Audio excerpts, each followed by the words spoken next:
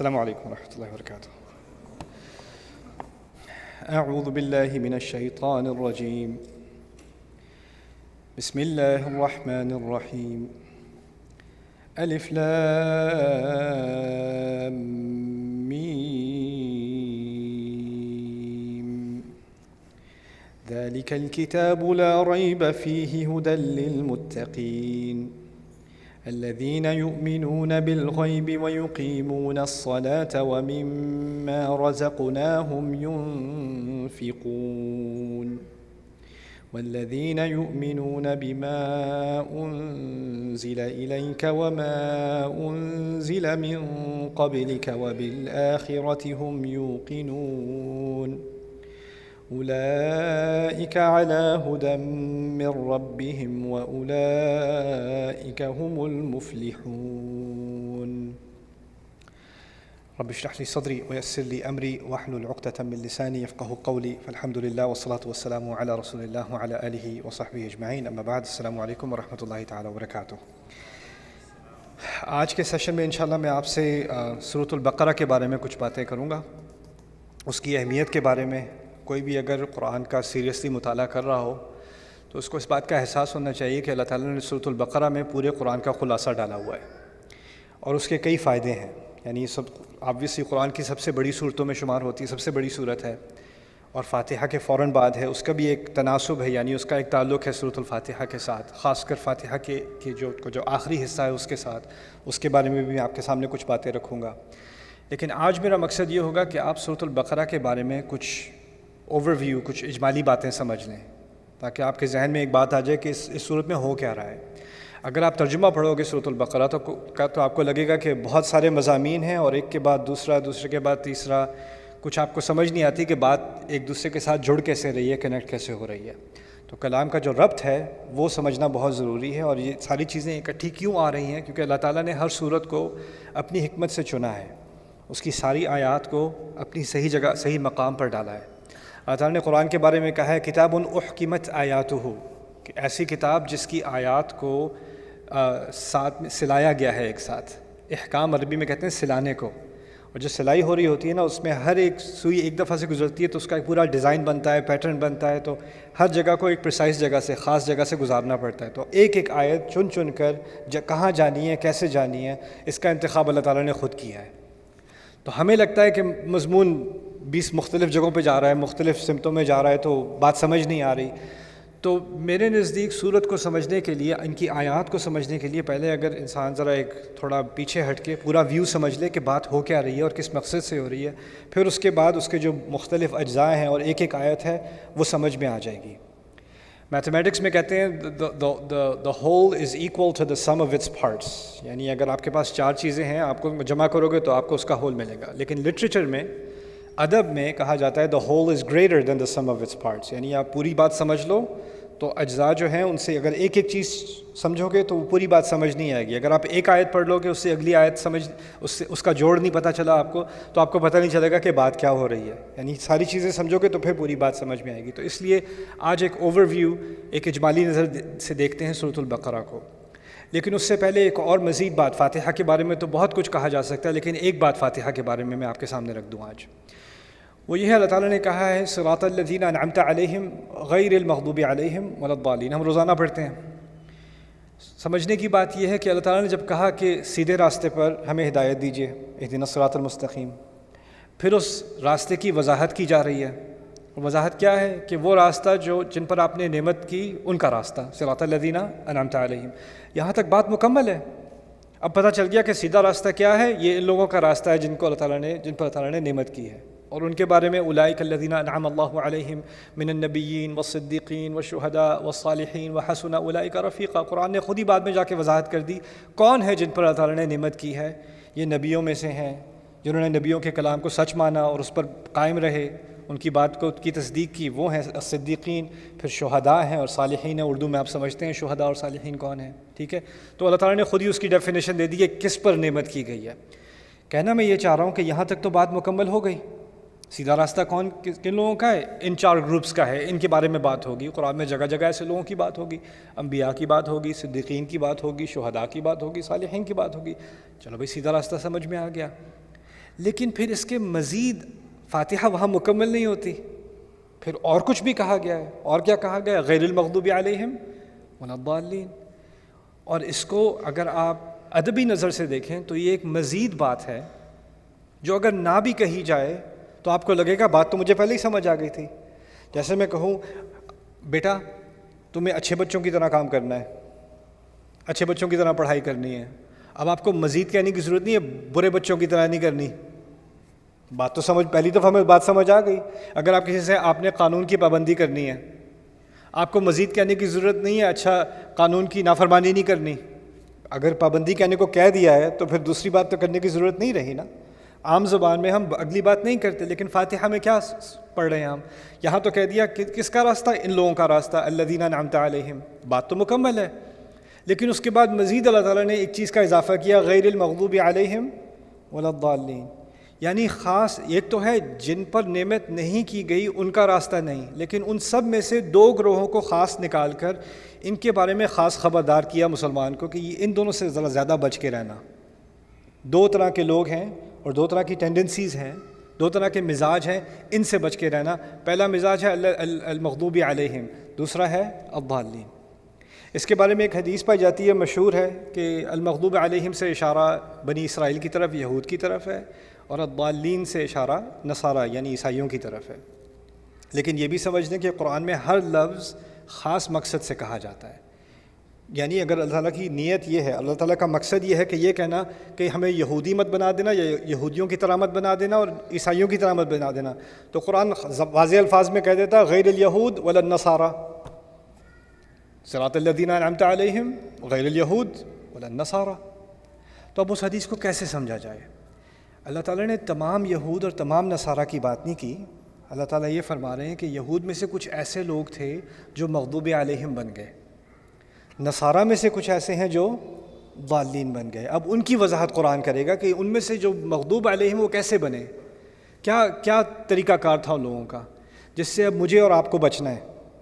اور اس کا ذکر خاص ہم نے اپنے الفاظ میں دعا سے اس لیے کیا ہے. اب دعا انسان کیوں کرتا ہے؟ دعا انسان اس وقت کرتا ہے جب اس کو کسی خاص چیز کی ضرورت ہوتی ہے. اور جب ہم حفاظت کی دعا کرتے ہیں تو جس چیز سے خطرہ ہوتا ہے اس کی حفاظت سے ہم دعا کرتے ہیں. تو اس میں جو پہلی دعا اللہ تعالیٰ نے ہمیں قرآن میں سکھائی ہے، اس میں دو خطرے سکھائے ہیں ہمیں جس سے ہمیں خاص بچنا ہے. اگر ہدایت چاہیے تو غیر المغضوب علیہم ولا الضالین، ان دونوں سے بچ کے رہنا. تو پہلے میں مغضوب علیہم کے بارے میں ایک چھوٹی سی بات آپ کے سامنے رکھ دوں، یہود کے بارے میں نہیں، مغضوب علیہم کے بارے میں، کیونکہ یہ کوئی بھی ہو سکتا ہے. اس کی سب سے بڑی مثال سمجھ لیں قرآن میں یہود ہیں، اس کی مثال یہود ہیں. لیکن مثال سے یہ نہیں ہوتا کہ اب باقی کوئی اس میں آ نہیں سکتا. مثال تو ایک ہے نا، لیکن اگر کانسیپٹ سمجھ میں آ جائے تو کوئی بھی اس کنویں میں گر سکتا ہے، کسی کے لیے بھی خطرہ ہے.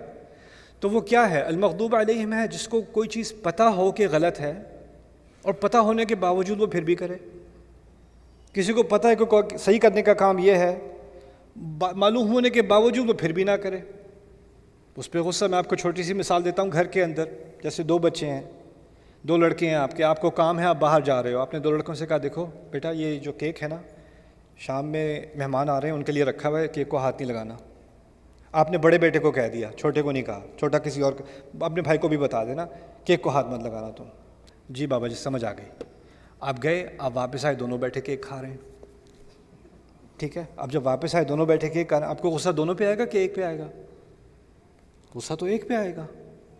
جس کو بتایا تھا اس نے جاننے کے باوجود پھر بھی کھانا شروع کر دیا تو اس پہ تو غصہ آئے گا نا. وہ مغضوب علیہ ہوا جس پہ غصہ کیا جائے. دوسرا کہ مجھے تو کسی نے بتایا ہی نہیں، وہ ضالین ہے، وہ گمراہ ہے، اس کو پتہ ہی نہیں تھا. اس نے جو کیا اس کو پتہ ہی نہیں تھا کرنا کیا ہے. وہ بھائی کھا رہا ہے تو میں بھی کھا لوں، اس میں کیا ہے؟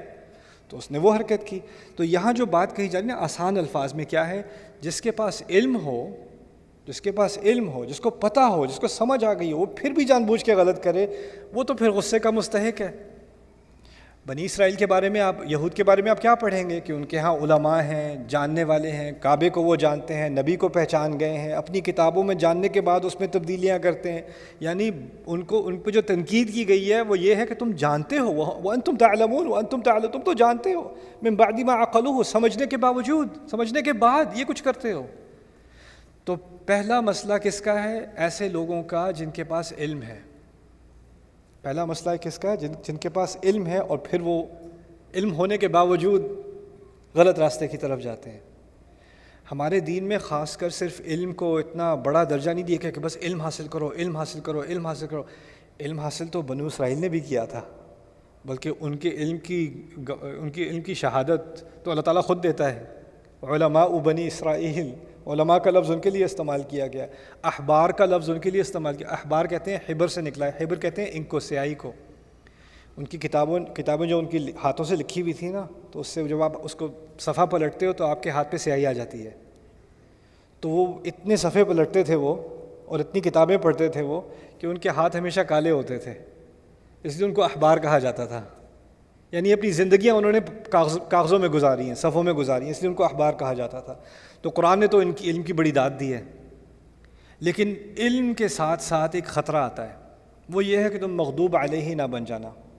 وہ کس طرح سے بنو گے؟ کہ میں کیسے بن سکتا ہوں، آپ کیسے بن سکتے ہیں؟ اتنی خطرناک چیز ہے کہ اللہ سے پناہ مانگ رہا ہوں، یا اللہ ہدایت تو دے دے گا تم، میں ہدایت مانگ رہا ہوں۔ ہدایت کا پہلا درجہ تو علم ہے، اگر علم ہی نہ ہو تو ہدایت کہاں سے آئے گی؟ لیکن اگر علم آ گیا تو اس کا مطلب نہیں ہے کہ ہدایت آ گئی، کیونکہ علم کے بعد بھی المغضوب علیہم کے چکر میں انسان پڑ سکتا ہے۔ دوسرا جو خطرہ ہے وہ الضالین کا ہے۔ الضالین کیا ہے؟ جن لوگوں کو کچھ پتہ ہی نہیں ہے، جو دل میں آتا ہے وہ سمجھتے ہیں تو میرے دل سے لگتا ہے کہ یہ کوئی اچھا کام ہے کرنے کو، میں یہی کر رہا ہوں، اس سے میرے دل کو سکون ملتا ہے تو میں یہ کر رہا ہوں، اس میں کیا برا ہے؟ یعنی پیچھے اس کے عمل کے پیچھے نیت اچھی ہے لیکن علم کچھ نہیں ہے، ٹھیک ہے نا؟ ایسے لوگ الضالین ہو جاتے ہیں۔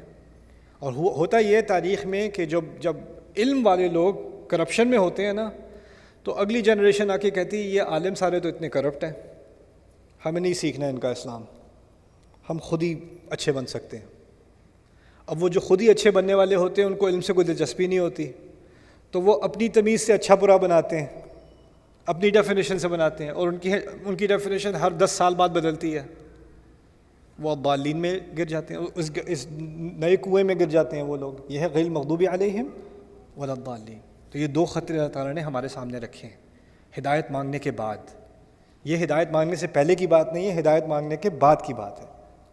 یعنی جب اللہ تعالیٰ ہدایت دے دے تو پھر ان دونوں چیزوں سے بچنا۔ اب اس کے بعد سورۃ البقرہ کی طرف آتے ہیں۔ سورۃ البقرہ میں خاص المغضوب علیہم والا جو خطرہ ہے نا، پہلا خطرہ، اس کی طرف شروع میں خاص اشارہ کیا گیا ہے پہلے حصے میں۔ اور جو اس سے اگلی صورت آ رہی ہے آل عمران، اس میں دوسرے خطرے کی طرف، الضالین کی طرف، اس کے پہلے حصے میں اشارہ کیا گیا۔ یعنی فاتحہ میں جو بات مختصر سی کی گئی ہے نا، اس کی پہلی تفصیل آپ کو بقرہ میں ملے گی، دوسری تفصیل آپ کو آل عمران میں ملے گی۔ اس کی ایک ترتیب سمجھ میں آ گئی تھوڑی سی، ٹھیک ہے؟ اب بقرہ کے بارے میں بات کرتے ہیں۔ بقرہ میں میرے نزدیک اس کی ترتیب کے اعتبار سے اس میں 9 حصے ہیں، اور میرا آج مقصد یہ ہے کہ آپ سب آج کے درس کے بعد آپ کو یہ 9 حصے آپ کے ذہن میں بیٹھ جائیں۔ ایک تو میں بات کرنا تو آسان ہے، میں تھوڑا تھوڑا کر کے آپ سے دہرواؤں گا تاکہ آپ کے ذہن میں یہ بات بیٹھی ہو۔ آج کے بعد چلو آپ کو بقرہ کے بارے میں 9 چیزیں تو بتائیں انشاءاللہ، میری نیت یہ ہے، ٹھیک ہے؟ پہلا جو حصہ ہے بقرہ کا، اس میں اللہ تعالیٰ نے 3 طرح کے لوگوں کے بارے میں ہمیں بتایا ہے۔ ایسے لوگ جو اس کتاب پر، اس نبی پر، اس خدا پر ایمان لے آئے، ایسے لوگ جنہوں نے ایمان لانے سے انکار کر دیا، اور ایسے لوگ جو سامنے سے یعنی دکھاوے میں تو ایمان لاتے ہیں، اندر ان کے ایمان ہوتا نہیں ہے۔ اسے کہتے ہیں المؤمنون، اہل ایمان، الکافرون، اور پھر منافق۔ یہ 3، ان 3 کے بارے میں اللہ تعالیٰ نے پہلے حصے میں بقرہ میں وضاحت کر دی، ٹھیک ہے؟ یہ پہلا حصہ ہے بقرہ کا۔ اور ان میں سے جو پہلا حصہ، پہلی کیٹیگری اہل ایمان، ان کے بارے میں مختصر سی بات ہے، شروع میں ہی ہے ذالک الکتاب لا ریب فیہ ھدی للمتقین الذین یؤمنون بالغیب ویقیمون الصلاۃ ومما رزقناہم ینفقون والذین یؤمنون بما انزل الیک وما انزل من قبلک وبالآخرۃ ھم یوقنون اولئک علی ھدی من ربہم واولئک ھم المفلحون۔ بات ختم، مختصر سی آیات، بات مکمل ہو گئی۔ اہل ایمان یہ ہیں۔ اہل ایمان کے بارے میں ایک چھوٹی سی بات آپ کے سامنے رکھ دوں، آیت کر کے تو ہم بعد میں مطالعہ کریں گے انشاءاللہ ایک دن۔ لیکن کسی نے مجھ سے پوچھا کہ تم لوگوں کو اتنا اعتماد کیوں ہے کہ یہ جو آپ کے نبی ہیں یہ آخری نبی ہیں، ان کے بعد کوئی آ ہی نہیں سکتا؟ کچھ دلچسپ گروہ ہیں دنیا میں جن کا ایمان ہے کہ قرآن تو ہے، وہ نبی بھی ہیں، لیکن ان کے بعد بھی نبی ہونے کا امکان ہے۔ قرآن نے کہیں نہیں کہا کہ ان کے بعد کوئی نبی نہیں آنے والا۔ تو میں نے ایک صاحب تھے اس طرح کے، انہوں نے مجھ سے آ کے بات کی۔ میں جماعتوں کا اور گروہوں کا اور فرقوں کا نام نہیں لیتا، میں اعتقاد کی بات کر رہا ہوں، یعنی ان کا عقیدہ یہ ہے کہ ان کے بعد بھی نبی ہونے کا امکان ہے کسی کا۔ تو میں نے ان سے پوچھا آپ نے بقرہ نہیں پڑھی؟ انہوں نے کہا ہاں نے پڑھی ہے۔ میں نے کہا آپ نے پہلا صفحہ پڑھا ہے اس کا؟ میں نے کہا ہاں پڑھا ہے۔ تو وہاں تو اللہ تعالیٰ نے کیا دیا، والذین یؤمنون بما انزل الیک وما انزل من قبلک، وہ جو آپ پر نازل ہوا یعنی رسول پر، اس پر ایمان لائے، اور جو آپ سے پہلے نازل ہوا اس پر ایمان لائے، اور آپ کے بعد ایمان لانے کی ایک ہی چیز رہ گئی، وبالآخرۃ ہم یوقنون، اور آخرت پہ ان کا پورا یقین ہے۔ تو یہاں اگر امکان ہوتا کہ آپ کے بعد بھی کچھ آنا ہے تو وما انزل من قبلک وما انزل من بعدک، جو آپ سے پہلے آیا جو آپ کے بعد آئے گا، بعد کا تو ذکر ہی کوئی نہیں، تو آپ کہاں سے لے کے آ رہے ہو؟ یہ تو شروع میں اللہ تعالیٰ نے کہہ دیا کہ متقی اور ایمان والا ہونے کے لیے ایک تو مجھے ایمان لانا ہے جو مجھ پر جو اس نبی پر نازل ہوا ابھی، اور جو اس سے پہلے نازل ہو چکا، موسیٰ علیہ السلام، عیسیٰ علیہ السلام، جس وحی کا ذکر ہو رہا ہے، تو بعد کا تو کوئی امکان ہی نہیں ہے۔ یہ تو شروع میں مسئلہ حل ہو گیا ہے، کہاں سے مسئلہ لے کے آ رہے ہو یار؟ مجھے نہیں سمجھ آئی، وہ بات جلدی ختم ہو گئی کچھ۔ بٹ خیر، پہلا جو حصہ ہے اس میں 3 طرح کے لوگ ہیں، جو لوگ ایمان لائے، جو لوگ کفر پہ ڈٹے ہوئے ہیں، اور جو لوگ منافق ہیں۔ کافروں کے بارے میں بھی مختصر سی بات، ان الذین کفروا سواء علیہم انذرتہم ام لم تنذرہم لا یؤمنون، ختم اللہ علی قلوبہم وعلی سمعہم وعلی ابصارہم غشاوہ ولہم عذاب عظیم، بات ختم۔ منافقوں کے بارے میں بڑی تفصیل سے بات، بڑی گہری مثالیں، لمبی چوڑی بات، یعنی ایک کیٹیگری بہت ہی آسان، یہ کچھ الفاظ ہیں اس میں ساری بات سمجھ میں آ جائے گی۔ کافروں کے بارے میں تھوڑے سے الفاظ، ساری بات سمجھ میں آ جائے گی۔ منافق ذرا پیچیدہ مسئلہ ہے، اس کو سمجھنے کے لیے ذرا تفصیل کی ضرورت ہے، تو وہاں پہلے حصے میں ہی منافقوں کے بارے میں ایک تفصیلی بحث ہے، تفصیلی مثالیں دی گئی ہیں، اس پہ بہت تدبر کرنے کی ضرورت ہے۔ یعنی اللہ تعالیٰ نے شروع میں ہی ہمیں سکھا دیا کہ یہ جو مرض ہے نا نفاق کا، یہ کوئی آسانی سے پہچاننے جانے والی چیز نہیں ہے، اور اس کے لیے انسان کو بہت گہرائی سے اپنے اندر بھی دیکھنا پڑتا ہے، اور اسی کی طرف اشارہ شروع میں ہی ہو گیا پہلے حصے میں۔ اچھا پہلے حصے کی بات ہو گئی، ٹھیک ہے، کتنے حصے رہ گئے مجھے یاد نہیں، آپ یاد کراؤ۔ 8 حصے رہ گئے، 9 حصے ہیں نا مکمل، 8 حصے رہ گئے، یہ پہلا حصہ ہے۔ اب میں آخری حصے کی بات کرتا ہوں، حصہ نمبر 9، میں آخر میں لے جا رہا ہوں، بالکل آخر میں لے کے جا رہا ہوں آپ کو۔ آخر میں ہے آمن الرسول بما انزل الیہ من ربہ والمؤمنون کل آمن باللہ وملائکتہ وکتبہ ورسلہ لا نفرق بین احد من رسلہ۔ بڑی پیاری دعا ہے قرآن میں سورۃ البقرہ کے آخر میں، وہاں پر پہلے بات ہو رہی ہے جو لوگ ایمان لائے، جیسے شروع میں، پھر اس دعا میں ہے ہم پر ایسا بوجھ نہ ڈالنا جو ہم سے پہلے والے لوگوں پر ڈالا گیا تھا وہ اٹھا نہ سکے، وہ اٹھانے کے بجائے وہ منافق بن گئے، تو وہاں بات دوبارہ کس کی ہو رہی ہے؟ نفاق کی بات ہو رہی ہے۔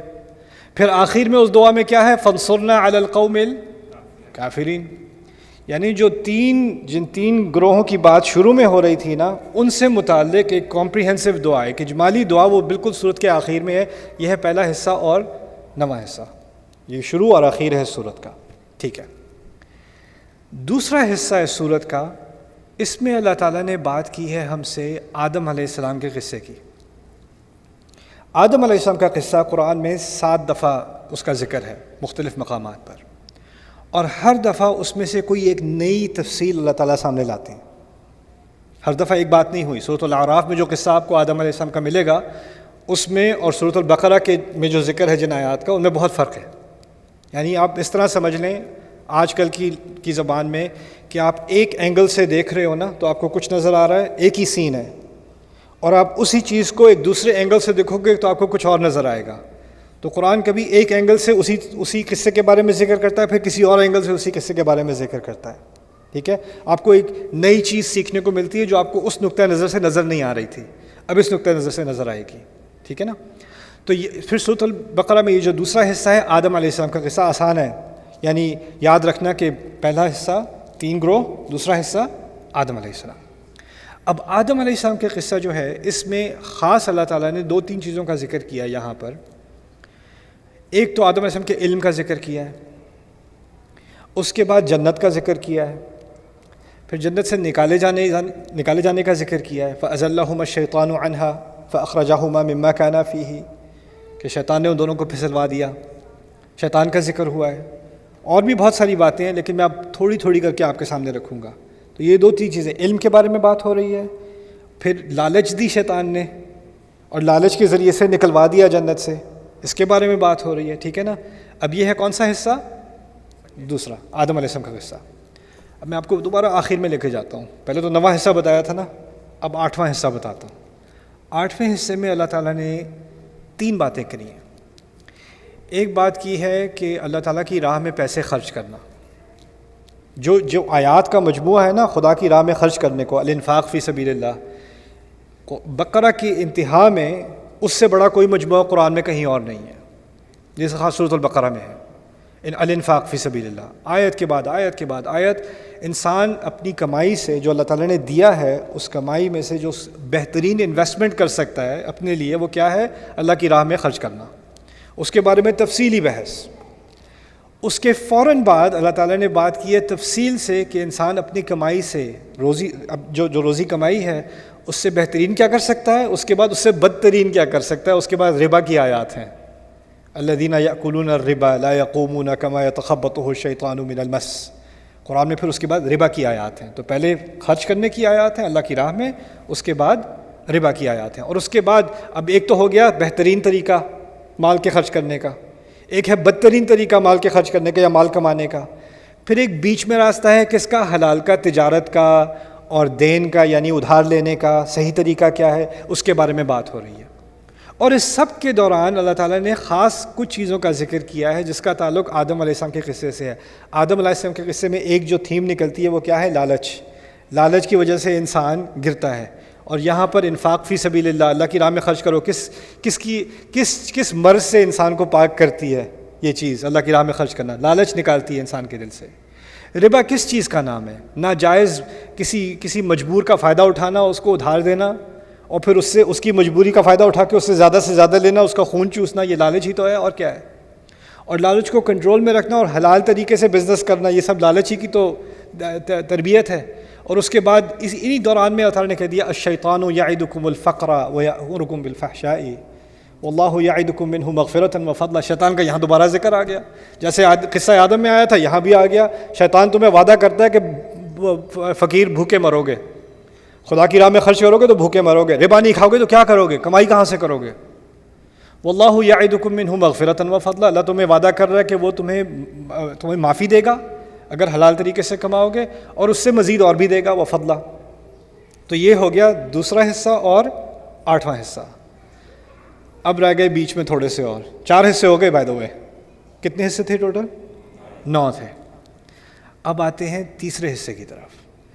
تیسرے حصے میں اللہ تعالیٰ نے جیسے تمام مخلوق میں سے آدم کو چنا علیہ السلام، اور آدم علیہ السلام کو دنیا میں خلیفہ بنایا۔ انسانی تاریخ جیسے گزرتی گئی، پھر اللہ تعالیٰ نے فیصلہ کیا کہ صرف ایک آدمی کو نہیں چننا، ایک پوری قوم کو چنا جائے جو باقی دنیا کی قوموں کے لیے مثال بنے۔ تو اللہ تعالیٰ نے بنی اسرائیل کو چنا، خاص ان کو چنا۔ ان میں اتنے نبی دیے کہ کسی اور قوم کو اتنے انبیاء نہیں دیے۔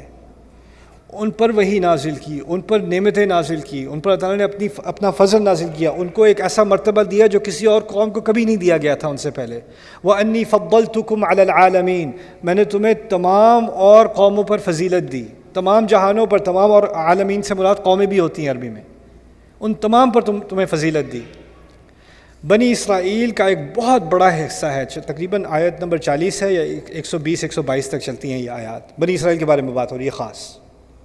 تو یہ تیسرا حصہ ہے سورۃ البقرہ کا، جس میں بنی اسرائیل کے بارے میں بات ہو رہی ہے، اور ایک ہی بات سمجھائی جا رہی ہے، تمہیں علم دیا، تمہیں ہدایت دی، تمہیں انبیاء دیے، تم نے انبیاء کو قتل کیا، تم نے کتابوں کو بدلا، تم نے حلال حرام کی تمیز نہیں کی، تم نے اللہ کی آیت کا مذاق اڑایا، تم تو دنیا کے لیے مثال بننے نکلے تھے، تم خود ہی اتنے کرپشن میں پڑ گئے۔ بار بار ایک تاریخ کا ایک چیپٹر، دوسرا چیپٹر، تیسرا۔ پہلے شروع میں بات کی تمہیں تو چنا تھا، تمہیں تو ایسا فضل دیا تھا جو کسی اور کو نہیں دیا، تمہیں تو یہ مرتبہ دیا تھا، اتنا مقام دیا تھا تمہیں، کیا تم نے اس مقام کے ساتھ، اور اب بھی وہی حرکتیں کر رہے ہو۔ تو یہ پورا تبصرہ قرآن میں لمبا تبصرہ ہوا ہے بنی اسرائیل کے اوپر، اور یہ کون ہیں؟ یہ وہ لوگ ہیں جن کے بارے میں اب کہا جا سکتا ہے المغضوب علیہم. کیوں؟ اللہ کا کیوں غصہ ہے ان پر؟ میں نے آپ کو بتایا تھا کس بیٹے پہ غصہ ہوگا؟ جس کو پتہ تھا کیک نہیں کھانا، جس کو پتہ تھا جس کو پتہ اس پہ تو غصہ ہوگا نا. وَأَنْتُمْ تَعْلَمُونَ مِنْ بَعْدِ مَا عَقَلُوهُ وَأَنْتُمْ تَتْلُونَ الْكِتَابَ. بار بار اسی سیکشن میں تم تو کتاب پڑھنے والے ہو، تم خود بھول جاتے ہو، تم تو سمجھنے والے ہو، پھر تم نے انبیاء کو قتل کیا. اور پھر اس طرح کے سوالات پوچھ کر بنی اسرائیل کے بارے میں ایک پورا کیس بنایا گیا ہے کہ تمہیں چنا گیا تھا سب سے اوپر، سب سے زیادہ، لیکن تم اس مقام پر پورے نہیں اترے، تم نے اس کا حق ادا نہیں کیا. اب بنی اسرائیل کو بڑا فخر تھا کہ ہم اسرائیل کی اولاد ہیں، اسی لیے نام کیا رکھا ہے اپنا؟ بنی اسرائیل. اسرائیل کی اولاد. اسرائیل کا دوسرا نام ہے یعقوب. اسرائیل کا دوسرا نام ہے یعقوب. یعقوب کس کی اولاد ہیں؟ اسحاق کی. اسحاق کس کی اولاد ہیں؟ ابراہیم کی. اللہ تعالیٰ نے پھر بنی اسرائیل، یہ تیسرے حصے کے بعد، میں پیچھے سے بھی لا رہا تھا، اب پچھلے حصے میں یعنی اب نواں حصہ ہو چکا. نواں حصے میں دعا تھی، 8ویں حصے میں لالچ کے اوپر بحث تھی، اب 7واں حصہ پیچھے سے میں آ رہا ہوں. وہاں پر اللہ تعالیٰ نے شریعت کے احکام دیے ہیں، روزے کے احکام، حج کے احکام، طلاق کے احکام، میراث کے احکام، قتال کی لڑائی کے احکام. سارے احکام جو ہے نا، ابتدائی احکام قرآن کی، شریعت کی ابتدا وہ سورۃ البقرہ میں ہے، وہ اس سیکشن میں ہے، یعنی پیچھے سے اگر آپ تیسرے حصے پر آتے ہیں. اس کی کیا سینس بنتی ہے؟ ایک طرف تو بنی اسرائیل کو شریعت دی گئی تھی، انہوں نے شریعت کا مذاق اڑایا. دوسری طرف کسے شریعت دی جا رہی ہے؟ ہمیں شریعت دی جا رہی ہے. اب دیکھا جا رہا ہے فانظر کیف تعملون، اب دیکھتے تم کیا کرتے ہو. ان کا تو امتحان ہو چکا نا، وہ تو فیل ہو چکے اپنے امتحان میں. اب کس کا امتحان ہو رہا ہے؟ ہمارا. تو اب ہمارے احکام کا ذکر یہاں پر ہے اس سیکشن میں. تو اب جب بھی ہم ان احکام کو پڑھیں تو ہمیں ذہن میں رکھنا چاہیے پہلے اللہ تعالیٰ نے بات کی تھی ان کی، اور جس طرح کہ انہوں نے اپنے احکام کا مذاق اڑایا تھا، اپنے احکام کو بدلنے کی کوشش کی تھی، اس کی قدر نہیں کی تھی. تو ہمیں وہ بات ذہن میں رکھتے ہوئے ان احکام کو پڑھنا چاہیے. ٹھیک ہے نا؟ وہ دونوں کا ایک تناسب ہو گیا آپس میں.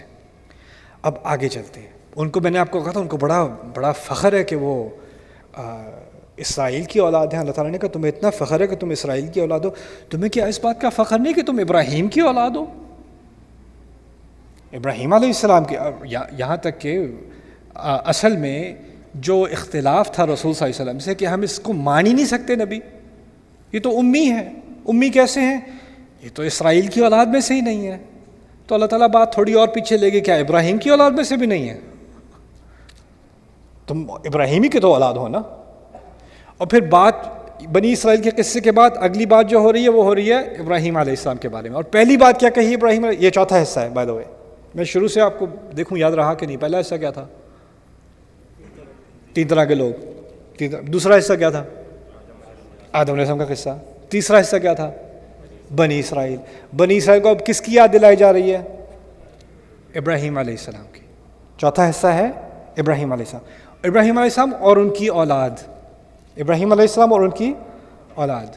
اور ان کی اولاد 2 نسلیں ہیں. ایک اسماعیل کے ذریعے جس میں آگے ہزاروں سال جا کے رسول صلی اللہ علیہ وسلم کی پیدائش ہے، اور دوسری طرف ہے اسحاق. اسحاق کے ذریعے ہے یعقوب، اور یعقوب کے ذریعے ہے بنی اسرائیل. ٹھیک ہے نا؟ اب اس حصے میں اللہ تعالیٰ نے کیا مزے کی بات کی، یہاں پر یعقوب کی بات کی اور اسماعیل علیہ السلام کی بھی بات کی. دونوں نسلوں کی بات کر لی. یعنی اگر ایک کو یاد رکھتے ہو تو دوسرے کو کیسے بھولتے ہو؟ اور اسماعیل کے ساتھ تو کھڑے ہو کے انہوں نے کعبہ بنایا تھا. یہ وَإِذْ يَرْفَعُ إِبْرَاهِيمُ الْقَوَاعِدَ مِنَ الْبَيْتِ وَإِسْمَاعِيل. تو اللہ تعالیٰ واپس جو مشترک والد ہیں، یعنی عربوں کے اور بنو اسرائیل کے جو مشترک والد ہیں، یعنی خاص کر بنی اسماعیل کے، ان کا ذکر کیا ابراہیم علیہ السلام کا. لیکن پہلی بات جو ابراہیم علیہ السلام کے بارے میں کی، سب سے اہم جو بات کی، وہ کیا تھی؟ وَإِذِ ابْتَلَىٰ إِبْرَاهِيمَ رَبُّهُ بِكَلِمَاتٍ فَأَتَمَّهُنَّ. جب اللہ تعالیٰ ان کے رب نے ابراہیم علیہ السلام کا بہت بڑے امتحانات لیے، اپنے الفاظ سے، اپنے احکام سے ان کے بڑے امتحان لیے گئے، اور انہوں نے تمام امتحانوں کو پورا کیا، پاس ہوئے تمام امتحانوں میں. یہ خاص اشارہ ہے کس بات کی طرف؟ تمہارا امتحان لیا تھا، تم لوگ کیا کر گئے؟ فیل کر گئے. اپنے والد کی طرح اتنا تمہیں فخر ہے کہ اسرائیل کی اولاد ہو، تو ابراہیم کی بھی تو اولاد ہو. وہ تو اپنے امتحانوں میں پاس ہوئے تھے، تمہیں تو ان سے سیکھنا چاہیے تھا. تو یہاں پر ابراہیم علیہ السلام کے امتحان میں پاس ہونے کا ذکر ہے، ٹھیک ہے، اس کے بعد کعبے کی تعمیر کی بات ہوگی تھوڑی دیر بعد. لیکن خیر یہ ہے چوتھا حصہ. اب پیچھے سے چوتھے حصے کی طرف آتے ہیں، یعنی 9واں تو کر چکے، 8واں بھی کر چکے، 7واں، اب چھٹے پہ آ رہے ہیں. چھٹے میں کیا ہے؟ اللہ تعالیٰ نے ہمیں کہا وَلَنَبْلُوَنَّكُمْ بِشَيْءٍ مِّنَ الْخَوْفِ وَالْجُوعِ وَنَقْصٍ مِّنَ الْأَمْوَالِ وَالْأَنفُسِ وَالثَّمَرَاتِ وَبَشِّرِ الصَّابِرِينَ. تمہارا بڑا شدید امتحان لیا جائے گا ہر طرح سے. بِشَيْءٍ، ہر طرح کا خوف تمہیں دیا جائے گا. من الخوف بھوک کا بھی تمہیں سامنا کرنا پڑے گا. وَنَقْصٍ مِّنَ الْأَمْوَالِ، تمہارے اموال میں بھی کمی آئے گی، نقص آئے گا. والانفس، تمہارے لوگ بھی تم سے چھوٹیں گے، کچھ لوگ مارے جائیں گے، کچھ لوگ مرض میں ہوں گے، کچھ لوگ تم سے چھین لیے جائیں گے، ایسا بھی ہوگا تمہارے ساتھ. وبشر الصابرین، صبر کرنے والوں کے لیے خوشخبری ہے. یعنی یہاں ذکر کیا ابراہیم علیہ السلام نے تمام امتحان پاس کیے چوتھے حصے میں، اور دوسری طرف چھٹے حصے میں کیا ہے؟ چھٹے میں سے اب تمہارا امتحان لیا جائے گا، تمہارا امتحان لیا جائے گا. یعنی اپنے والد ابراہیم علیہ السلام کے امتحانات کو یاد رکھو، اور ان کے امتحانات کو سمجھ کر یہ بات ذہن میں رکھ لینا کہ تمہارا ہمیشہ امتحان لیے جانے والا ہے، کیونکہ تم ابراہیم کی اولاد ہو علیہ السلام، تمہارا بار بار امتحان ہونا ہے. سورۃ البقرہ کچھ سمجھ میں آ رہی ہے کیا ہو رہا ہے سورۃ البقرہ میں؟ ایک حصہ رہ گیا، 4 اس طرف 4 اس طرف، بیچ کی بات رہ گئی ہے. وہ کیا ہے؟ 5واں حصہ ہے، درمیانی حصہ. یہ سورت کا، اس سورت کا آپ دل سمجھ لیں. یہ کیا ہے؟ اب تم یروشلم کے بجائے اب تمہیں سجدہ کرنا ہے کعبے کی طرف، جس کی تعمیر تمہارے والد ابراہیم علیہ السلام نے کی تھی.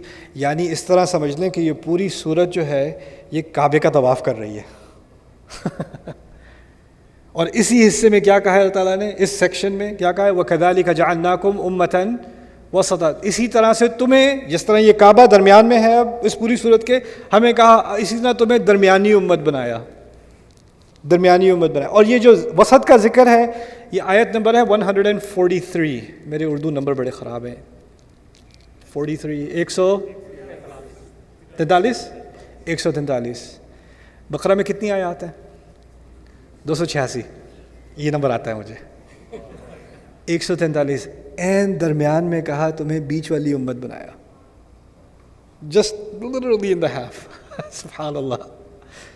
اب کہا ہمیں کہ اب تمہیں درمیانی امت، اسی لیے قبلہ اس طرف شفٹ کیا گیا ہے ابراہیم علیہ السلام کی بات کا ذکر کرنے کے بعد.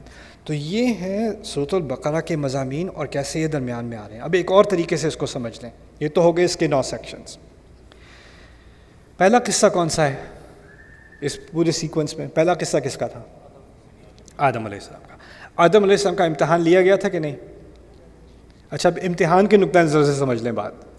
آدم علیہ السلام کا امتحان لیا گیا، پھر بنی اسرائیل کا امتحان لیا گیا، پھر ابراہیم علیہ السلام کا امتحان لیا گیا، اور اب کس کا امتحان لیا جا رہا ہے؟ ہمارا 4 امتحان ہیں اس صورت میں. 4 امتحان ہیں، ایک آدم علیہ السلام کا، ایک بنی اسرائیل کا، اس کے بعد ابراہیم علیہ السلام کا، اس کے بعد ہمارا. اب ان میں سے 3 تو ہو چکے، ایک رہ گیا ہے، ایک ابھی بھی جاری ہے. وہ کون سا ہے؟ وہ ہمارا. اب ان 3 امتحانوں کو سمجھ لیں. پہلا امتحان کون سا تھا؟ آدم علیہ السلام کا. وہ ایسا امتحان ہے کہ ایک انسان نے لیا اور وہ اس امتحان میں ناکام ہوا. وہ ناکام ہوئے اس امتحان میں، شیطان نے انہیں ناکام بنایا، لیکن ناکام ہونے کے بعد بھی وہ دوبارہ کامیابی کی طرف نکلے. یخرجہم من الظلمات الی النور. اللہ اندھیروں میں سے نکال کر دوبارہ روشنی کی طرف لے آتا ہے. یعنی اگر آپ امتحان میں ناکام ہو بھی گئے ہو تو اس کا مطلب یہ نہیں کہ کہانی ختم. آپ آدم علیہ السلام کی مثال سے سیکھ لو کہ آپ دوبارہ اٹھ سکتے ہو، آپ دوبارہ اللہ تعالیٰ کی جو ہے رحمت میں داخل ہو سکتے ہو. یہ پہلا امتحان ہے، فیل ہونے کے بعد دوبارہ پاس ہونا. دوسرا امتحان کس کا تھا؟ بنی اسرائیل. ان کو فیل ہونے کا شوق تھا، اور فیل ہونے کے بعد جو پاس کرنے کا طریقہ دیا گیا، توبہ کر لو، واپس آ جاؤ. توبہ کا بھی کوئی ان کا خاص اہتمام نہیں ہے. تو ایسے لوگ ہیں جن کو بس یعنی امتحان دیے گئے، کئی موقع دیے گئے، ایک دفعہ نہیں کئی موقع دیے گئے کہ اپنے آپ کو سیدھا کر لو، لیکن ان کو بس فیل ہونا ہی ہونا تھا. تو یہ دوسرا سینیریو ہو گیا. ایک تو ہے کہ فیل ہو کے دوبارہ پاس ہو سکتے ہو، دوسرا ہے کہ فیل ہو کے اور مزید فیل ہوتے جاؤ، اور پھر یہ بھی کہو کہ ہم سے بڑا پاس ہونے والا کوئی نہیں. رائٹ؟ یہ بھی بڑا عجیب مرض ہے کہ آپ سے بڑا فیلئر کوئی نہیں، آپ سے زیادہ ناکام کوئی نہیں، لیکن آپ سے کوئی پوچھ کے تو دیکھے آپ کو، دیکھو ذرا اللہ تعالیٰ کی بڑی شان ہے، ہم ہیں امت جسے چنا گیا ہے، ہم جیسا کون ہے، بڑی رحمتیں اللہ تعالیٰ کی ہماری امت پر. شکل دیکھیے حرکتیں دیکھی ہیں اپنی، کہاں سے رحمتیں ہیں؟ ارے جی پتہ نہیں، اب وہ پیچھے تاریخ کی بات گئی، یہ فلانے یہ ان کا بڑا ٹور تھا کہ وہ اپنی تاریخ کی مثالیں دیتے تھے کہ ہم تو ان کی قوم ہے، ہم تو موسیٰ کی قوم ہے، ہم تو فلانے کی قوم ہے۔ اللہ نے کہا اچھا ان کی قوم ہو، ان کے بارے میں بات کر لیتے ہیں، ان کے ساتھ کیا کرتوت کی تھی تم نے، ان کے ساتھ کیا حرکتیں، یعنی وہ اصل میں ان کو فخر تھا اپنی تاریخ پر، اور اللہ تعالیٰ نے اس تاریخ میں سے جو چیزیں وہ ذکر کرنے سے شرماتے تھے نا کہ اس پھر اصلیت سامنے آتی ہے، انہی کا ذکر کیا ہے سورۃ البقرہ میں۔ اور اسی طرح سے ایک مرض سامنے لایا گیا ہے کہ امت کی شخصیت میں، امت کی نفسیات میں، ہماری امت کی نفسیات میں شاید یہ مرض آ سکتا ہے، کیونکہ ہم نے شروع میں فاتحہ میں کیا دعا کی تھی، مغضوب علیہم کی طرح مت بنا دینا ہمیں، تو کیا مرض آ سکتا ہے؟ ہماری تاریخ دیکھیں، عمر بن الخطاب رضی اللہ تعالیٰ عنہ، ابو بکر صدیق رضی اللہ عنہ، صلاح الدین، یہ دیکھیں ہم نے کیا کیا فتح نہیں کیا، ہماری فتوحات۔ یار تم ذرا اپنی سڑک تمہاری کتنی گندی ہے، اور تم عمر رضی اللہ عنہ کی فتوحات کی بات کر رہے ہو، مسجد میں تو تمہاری لڑائیاں ہو رہی ہیں، اور تم ایک امت کی بات کر رہے ہو، کہاں کی بات کہاں لا رہے ہو؟ لیکن کیا اپنی حقیقت نہیں دیکھنی، بس تاریخ کے سہارے سے ورڈ نمبر 1، ہم سے بہتر کون ہوگا، ہم ہی چنے ہوئے لوگ ہیں، باقی سب تو جہنم کی لکڑی ہیں، وہ جلانے کے لیے بنائے گئے ہیں، ہمارے لیے تو جنت کا انتظار ہے۔ کیسے کما رہے ہو جنت؟ یہی تو مرض تھا پچھلے والوں کا، اس لیے تو اس کی خبر 80 آیات صرف ان لوگوں کے مرض کے اوپر۔ کیوں؟ کیونکہ وہ مرض اتنا خطرناک ہے۔ قرآن کا مقصد یہودیوں کو گالیاں دینا تھوڑی ہے، قرآن کا مقصد مجھے اور تمہیں بات سمجھانا ہے کہ ہم اس مصیبت میں نہ پڑ جائیں، بات تو یہ تھی۔ تو دوسرا امتحان کیا ہے؟ جو فیل ہو، اور فیل ہونے کے باوجود اس کے دماغ میں کیا ہو کہ ہم سے زیادہ کامیاب کون ہو سکتا ہے۔ پھر تیسرا امتحان ہے ابراہیم علیہ السلام کا، جن کے ہاں ناکام ہونے کا امکان ہی نہیں ہے، مشکل ترین امتحانات، اور وہ سب میں کامیاب ہوئے، سب ایک کے بعد میں ایک میں کامیاب ہوئے۔ اب ہمارے سامنے 3 امکانات ہیں۔ ایک امکان ہے کہ امتحان لیا جائے اور ہم بغیر گرے پھسلے کامیاب ہو جائیں۔ دوسرا امکان وہ ابراہیم کا امکان ہے۔ دوسرا امکان میرے سامنے کیا ہے کہ میں ناکام بھی ہوتا رہوں اور اپنے اندر ایک مرض ڈال لوں، ایک جھوٹی قصہ کہانی ڈال لوں کہ میں بہت کامیاب ہوں۔ اور تیسرا یہ ہے کہ آدم علیہ السلام کی طرح غلطی بھی کروں، پھر توبہ کروں اور دوبارہ کامیاب ہو جاؤں۔ 3 سینیریو۔ اب کہا گیا کہ تمہارا امتحان لیا جا رہا ہے۔ تو اس نقطہ نظر سے بھی سمجھ لیں کہ جو بات بقرہ میں ہو رہی ہے، سمجھایا جا رہا ہے کہ اب امت کس مقام پر کھڑی ہے۔ وہ ہر انسان اپنے آپ سے پوچھے میں کہاں کھڑا ہوں، کیا میں گر چکا ہوں؟ اگر میں گر چکا ہوں تو مجھے آدم علیہ السلام سے سیکھنا چاہیے۔ اگر میں کئی سالوں سے گرا ہوا ہوں اور اپنے اندر میں نے اپنے آپ کو ایک جھوٹ بتایا ہوا ہے کہ میں سب سے بہترین ہوں، سب کے اندر خرابی ہے، میرے اندر تھوڑی ہے، باقی سب میں خرابی ہے۔ کچھ مسلمانوں میں کیا مرض ہوتا ہے؟ وہ دیکھتے رہتے ہیں کس میں کوتاہی ڈھونڈوں، آئینے کے علاوہ ہر جگہ، اس میں یہ خرابی ہے، اس کو نماز پڑھنی نہیں آتی، اس کی تجوید خراب ہے، اس کا یہ، اس کا لباس، اس کا وہ، اس کا یہ، اس کا علم، لسٹ بنائی ہوئی ہے آپ نے ہر ایک کی، کس میں کیا خرابی ہے۔ بس ایک ہی بچے ہوئے ہیں آپ ماشاءاللہ سے۔ اگر کاش کے سارے لوگ آپ کی طرح ہو جاتے تو سارے جنتی ہوتے۔ کیونکہ اگر ہم نے کچھ کیا بھی ہوگا تو باقی کی طرح تو نہیں، لن تمسنا النار الا ایاما معدودہ، وہی تو ان کا مرض تھا، آگ تو ہمیں تو تھوڑی چھوئے گی، آگ تو بنائی باقی لوگوں کے لیے گئی ہے۔ اس لیے تو میں سب باقیوں کو بچانے کے چکر میں، میں تو بچا ہوں، میرے پاس تو ٹکٹ ہے یار، باقیوں کے پاس نہیں ہے۔ تو یہ چیز جو ہمیں سکھائی جا رہی ہے، اس سے ہمیں جب آپ ان احکام کے بارے میں پڑھیں گے، جب وہ حصہ آتا ہے سورۃ البقرہ کا، تو پھر مجھے اور آپ کو یہ بات سمجھ میں آئے گی کہ ہم احکام کے ساتھ بھی مذاق بنا سکتے ہیں بنی اسرائیل کی طرح، ہم اس میں کوتاہی بھی کر سکتے ہیں آدم علیہ السلام کی طرح، ایسا بھی ہو سکتا ہے۔ اور ہمیں کوشش یہ کرنی چاہیے کہ ہم اس طرح سے کامیاب ہوں جس طرح کہ ابراہیم علیہ السلام کامیاب ہوئے تھے۔ اسی لیے سورۃ الحج کے آخر میں ہمیں کہا گیا ہے ملت ابیکم ابراہیم ہوا سماکم المسلمین، تم اپنے والد ابراہیم علیہ السلام کے مذہب کی پیروی کر رہے ہو، انہوں نے تمہارا نام مسلمان رکھا ہے۔ اس آیت میں 2 تفاسیر کی گئی ہیں سورۃ الحج کی آیت میں، ہوا سماکم المسلمین، یہ پہلی کہ ابراہیم علیہ السلام نے خود تمہارا نام مسلمان رکھا ہے، اور اس کی دلیل لائی گئی ہے سورۃ البقرہ سے ہی، ربنا وجعلنا مسلمین لک ومن ذریتنا امۃ مسلمۃ لک، ہمارے رب ہمیں، مجھے اور اسماعیل کو اپنے لیے مسلمان بنا دے اور ہماری اولاد میں سے ایک مسلمان امت نکال دے۔ تو اس سے نکالا گیا ہے کہ ابراہیم علیہ السلام نے خود ہمارا نام مسلمان رکھا، مسلم رکھا۔ دوسری ہوا کا جو رجوع ہے وہ اللہ تعالیٰ کی طرف ہے کہ اللہ تعالیٰ نے خود تمہارا نام مسلمان رکھا ہے، تمہیں مسلم اللہ تعالیٰ نے خود تمہیں یہ اعزاز دیا ہے۔ آخری بات جو میں آپ سے بتا دوں، آپ کے سامنے رکھ دوں کہ بنی اسرائیل اور ہمارا آپس میں تعلق کیا ہے۔ ہمارا بنی اسرائیل سے بہت گہرا تعلق ہے۔ کوئی بھی اگر قرآن سنجیدگی سے پڑھ رہا ہو نا شروع سے آخر تک، تو اس کو اس بات کا احساس ہوگا کہ قرآن میں بنی اسرائیل اور بنی اسرائیل کے انبیاء کا ذکر سب سے زیادہ ہے۔ اکثر بات انہی کے بارے میں ہو رہی ہے۔ سب سے زیادہ ذکر کیا ہوا رسول موسیٰ علیہ السلام، بنی اسرائیل۔ تورات موشے اسے وہ کہتے ہیں، موسیٰ کی تورات۔ ہم کہتے ہیں کتاب اللہ، وہ کہتے ہیں تورات موشے، ان کے ہاں یہ مصطلح استعمال ہوتی ہے۔ اس کے بعد بنی اسرائیل کے میں بھیجے گئے انبیاء کے بارے میں، بنی اسرائیل خود کے بارے میں جن چیزوں کا ذکر ہے وہ قرآن میں اس کی اکثریت ہے۔ تو ہمارا بنی اسرائیل سے ایک بہت گہرا تعلق ہے۔ اور یہ بھی بات عجیب سی ہے کیونکہ عیسائی بنسبت یہود، عیسائی بہت بڑی تعداد ہے، دنیا کی میجورٹی سمجھ لیں، اور یہود ایک بہت چھوٹی مائنورٹی ہے دنیا میں، بہت ہی چھوٹی قوم ہے۔ تو اگر پاپولیشن کے حساب سے دیکھا جائے تو زیادہ بات کس کے بارے میں ہونی چاہیے تھی؟ عیسائیوں کے بارے میں۔ اتنی سی قوم کے اوپر اتنا فوکس، اس سے ہمیں بات کیا پتہ چل رہی ہے کہ سائز سے کچھ نہیں ہوتا، کوئی قوم بڑی ہو یا چھوٹی ہو اس سے کچھ نہیں ہوتا۔ اللہ تعالیٰ نے اگر ان کو چنا ہوتا اور انہوں نے اللہ تعالیٰ کے احکام کو فالو کیا ہوتا تو یہ دنیا کے حکمران ہوتے۔ لَأَكَلُوا مِن فَوْقِهِمْ وَمِن تَحْتِ أَرْجُلِهِمْ، یہ اوپر سے نیچے سے دونوں سے کھاتے، اللہ تعالیٰ کہتے ہیں لَوْ أَنَّهُمْ أَقَامُوا التَّوْرَاةَ وَالْإِنْجِيلَ۔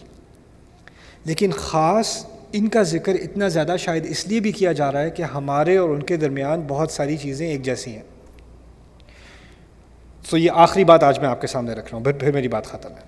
ہمارے اور ان کے درمیان کیا چیزیں مشترک ہیں؟ ان کے جو قوم کے ان کو بانی سمجھ لیں، جنہوں نے ان کو ایک امت بنایا، وہ موسیٰ علیہ السلام ہے، ٹھیک ہے نا۔ بنی اسرائیل تو اولاد تو پہلے سے تھے، لیکن قوم کب بنے ہیں؟ وہ موسیٰ علیہ السلام کی لیڈرشپ میں بنے وہ قوم۔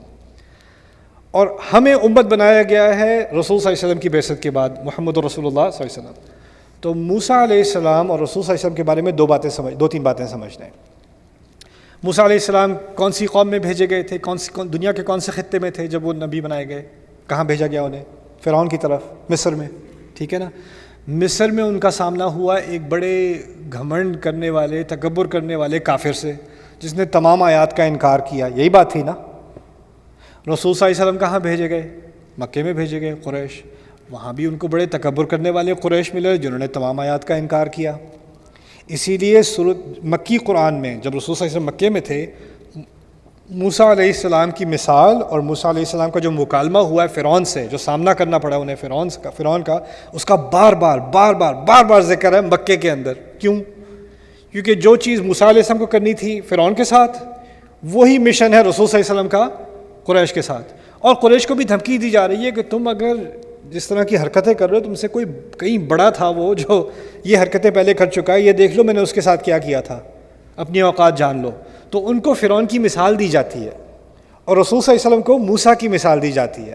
جب رسول صلی اللہ علیہ وسلم تھک جاتے ہیں، جب وہ پریشان ہو جاتے ہیں کہ یہ بات سن ہی نہیں رہے میری، تو اللہ تعالیٰ ان سے کہتے ہیں ما انزلنا علیک القرآن لتشقی، ہم نے تو آپ پر قرآن اس لیے نازل ہی نہیں کیا کہ آپ پریشان ہو جائیں۔ اور پھر انہی آیات میں آگے کہا هل اتاک حدیث موسیٰ، آپ کو موسیٰ کی بات نہیں آئی کیا؟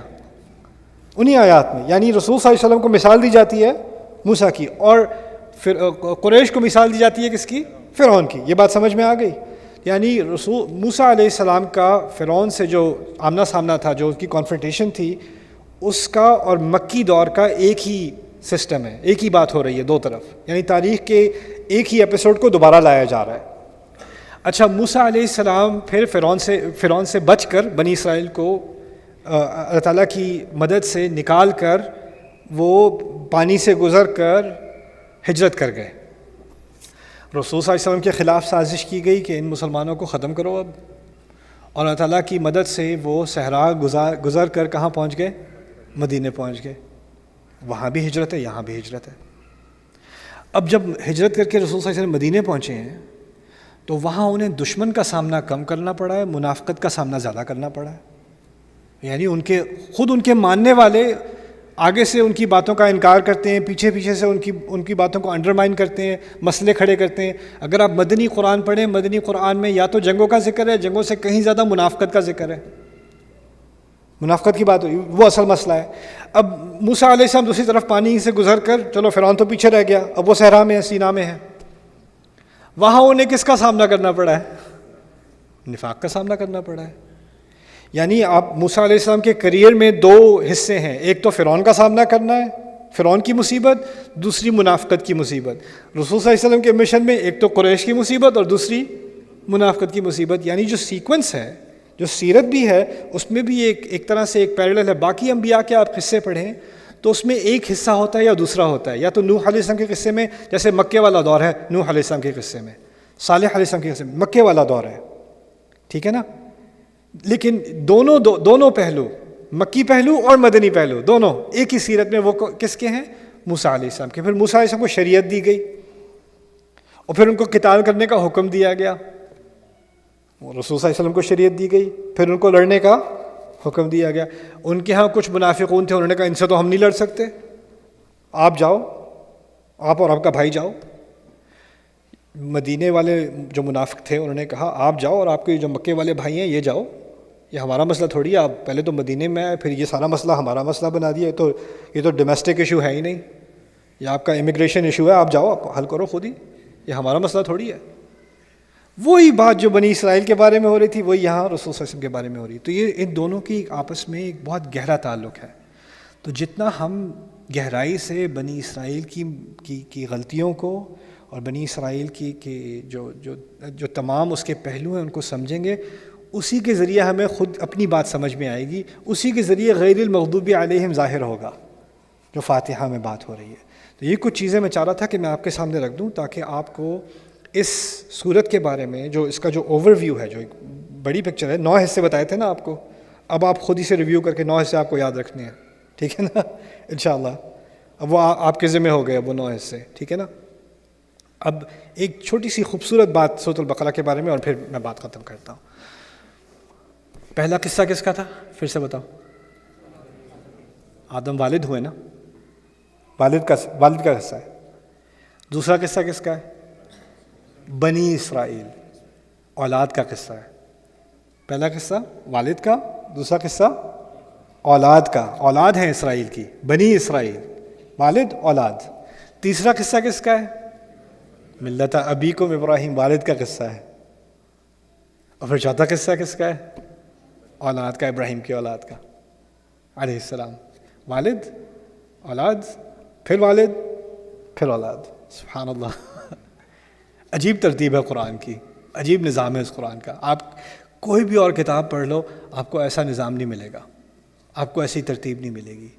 آج میں نے جو یہ حصے آپ کو بتائے اور یہ جو تناسب میں نے آپ کو بتایا، آپ اندازہ کرو سورۃ البقرہ تقریباً 10 سال لگے اس کو نازل ہونے میں، ایک دفعہ میں نازل نہیں ہوئی. سورۃ البقرہ کی کچھ آیات ایسی ہیں جن کے بارے میں روایت ہے کہ قرآن کی آخری آیات میں سے ہیں، اور کچھ آیات ایسی ہیں جو مدینے آنے کے بعد رسول صلی اللہ علیہ وسلم کو پہلی آیات جو دی گئیں وہ سورۃ البقرہ میں سے ہیں. اس میں وہ آیات بھی ہیں جو بدر سے پہلے کی ہیں، بدر سے پہلے کی ہیں، یعنی بہت ہی ابتدائی دور مدینے کا. تو یہ جب باقی مدنی قرآن نازل ہو رہا تھا نا، تو اس سارے دوران تھوڑا تھوڑا کر کے سورۃ البقرہ بھی نازل ہو رہی تھی. اور پھر یہ آخر میں جو جمع ہوا ہے یہ اللہ تعالیٰ نے اپنے نبی کے دل میں جمع کرایا صلی اللہ علیہ وسلم. اور یہ سب کتابت کے بغیر، لکھے بغیر جمع کرایا ہے، لکھے بغیر یہ سب جمع ہوا ہے. 286 آیات اس طرح جمع کی گئی ہیں. احکمت آیات ہوئی، اسی طرح سلائی گئی ہیں ایک دوسرے کے ساتھ، ان کی سٹچنگ کی گئی ہے ایک دوسرے کے ساتھ. اور اب ہم پیچھے کتاب کی طرح اس کو دیکھ کے اس کے حصوں کا جائزہ لے کے یہ بتا سکتے ہیں کہ اس میں 9 حصے ہیں اور ان حصوں کی ترتیب ایسے ہے اور ان کا آپس میں ایسے ایسے تعلق ہے. انسان حیران رہ جاتا ہے یہ ہو کیا رہا ہے، یہ کیسے ممکن ہے، یہ کیا بغیر لکھے اور بغیر کسی آپ کو پتہ ہوگا کہ کسی نے یہ دعویٰ نہیں کیا پہلے صحابہ کے دور میں سورۃ البقرہ میں 9 حصے ہیں. کبھی سوچا ہے یہ اور یہ اور یہ، اور کسی نے دعویٰ نہیں کیا. یہ تو ہونا کہ پہلے سے کسی نے اس بات کا ذکر کر دیا ہو تو ہمیں اب آ کے پتہ چلی، ہمارے جائزے کے بعد صدیوں بعد ہمیں جائزے لے رہے ہیں اور یہ سامنے چیزیں اللہ تعالیٰ کا ایک اعجاز سامنے آ رہا ہے۔ اللہ تعالیٰ نے جب کہا ہے نا کہ ایسا کلام فَأْتُوا بِصُورَةٍ مِّن مِّثْلِهِ، اس طرح کی ایک صورت لے آؤ، اس طرح کی آپ اندازہ کرو، آپ 10 سال سے باتیں کر رہے ہو، کوئی ریکارڈ کر رہا ہے اور ان 10 سال سے آپ باتوں کو جمع کرو اور وہ جمع اس کی ترتیب ایسے نکلے، کوئی اندازہ کر سکتا ہے؟ سبحان اللہ۔ اور آج تو میں نے صرف مختصر ترتیب کی بات کی ہے، میرے نزدیک قرآن کا جو نظام ہے اور قرآن کی جو ترتیب ہے، جو صورتوں کی جو ترتیب ہے اور آیات کا جو نظام ہے آپس میں، یہ قرآن کے سب سے بڑے معجزات میں سے ہے۔ اور عجیب بات یہ ہے کہ جب ہم ترجمہ پڑھتے ہیں نا، میں نے شروع میں کہا تھا آپ ترجمہ پڑھتے ہو آپ کو کیا لگتا ہے؟ پتہ نہیں کہاں سے کہاں بات چلی گئی، یہ کیا ابھی تو آدم کی بات ہوئی، بنی اسرائیل کہاں سے آ گئے، اور پھر یہ ابراہیم کہاں سے آ گئے، اور پھر یہ کیسے ہو گیا، یہ کیسے ہو گیا، کچھ سمجھ نہیں آ رہی یہ بات کیا ہو رہی ہے۔ اگر آپ تھوڑا اسٹیپ بیک کرو نا، کیونکہ آپ کا سٹینڈرڈ کیا ہے، آپ نے دوسری جماعت سے پہلی جماعت سے آپ کو کتابیں دی جاتی ہیں، پہلا سبجیکٹ، پھر دوسرا، پھر تیسرا، پھر چوتھا، آپ کی ایک لینئر قسم کی سوچ ہے، آپ کی 3D قسم کی سوچ تو ہے نہیں، 360 ویو تو آپ کا ہے نہیں۔ اللہ تعالیٰ جس نے ہمیں کلام سکھایا ہے نا، اس نے یہ قرآن نازل کیا ہے، اور جس طرح سے وہ بولتا ہے اس طرح کی صلاحیت انسان کے اندر ہو ہی نہیں سکتی، اور جس طرح کا وہ نظام دیتا ہے اپنی کتاب کو، اس طرح کا نظام کسی کتاب میں ہو ہی نہیں سکتا۔ یہ تو صرف اللہ تعالیٰ کا کرنے کا کام ہے۔ تو اسی لیے ان چیزوں کا مطالعہ کر کے انسان کے دل میں ایک کانفیڈنس آتا ہے کہ یہ کلام تو ما ھذا قول البشر، یہ تو قول البشر، یہ تو ہو ہی نہیں سکتا کہ یہ انسان کا کلام ہو، ممکن ہی نہیں ہے۔ اللہ تعالیٰ ہمارے اس قرآن میں کے ایمان میں اضافہ کرے، ہماری ہدایت میں اضافہ کرے، اور اس میں جو حکمت اور جو واعظ جو نصیحت ہے اس کو دل میں لینے کی اور اس کو عمل میں لانے کی توفیق دے۔ بارک اللہ لی ولکم فی القرآن الحکیم ونفعنی وإیاکم بالآیات والذکر الحکیم۔ السلام علیکم ورحمۃ اللہ تعالیٰ وبرکاتہ۔ جی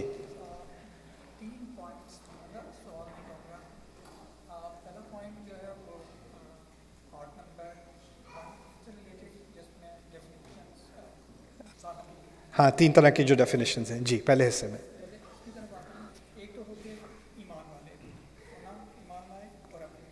ٹھیک ہے، دوسرے ہو گئے کافر، جنہیں اس کیٹیگری میں یہ بھی کہہ سکتے ہیں کہ ان کے پاس ہدایت آئی، انہوں نے سنائی، انہیں پتہ نہیں یا بتایا گیا لیکن انکار کیا۔ رائٹ۔